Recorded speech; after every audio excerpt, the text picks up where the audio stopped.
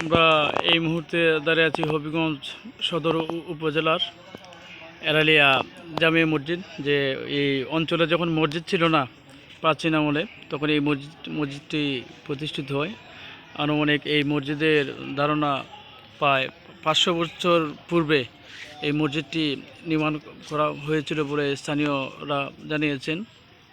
আমরা একটি পুরাতন মসজিদ। এই মসজিদের বিভিন্ন নকশা এবং যে ডিজাইন রয়েছে অনেক বিখ্যাত।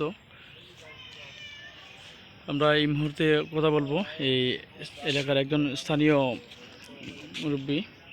আচ্ছা, এই মসজিদটা কত বছর আগে মসজিদটা 500 বছর আগে আমার ওই বাবার নানা জাগেসলা, তার নাম আসলা সাইমুল্লাহ, তাই জাগেসলা প্রতিষ্ঠিত হয়েছে। হ্যাঁ, প্রতিষ্ঠিত হয়েছে। এই অঞ্চলে তখন তো কোনো মসজিদ আছে? অঞ্চলের মাঝে কোনো মসজিদ আসিল না, কোনো পুকুর আসিল না। আমার ওইটার মাঝে উজু করছেন, পানি খাইছেন, মসজিদের নামাজ পড়ছেন। ঈদগার মাঝে ওই আপনার ওই ফকির বাড়ির তাই নামাজ পড়াইছেন। খুব প্রাচীন মসজিদ। হ্যাঁ, প্রাচীন মসজিদ আছে। 500 বছর। হ্যাঁ, 500 বছর, একবার পুরা 500 বছর এই মসজিদটা প্রতিষ্ঠিত হ্যাঁ, ছিল। প্রতিষ্ঠিত।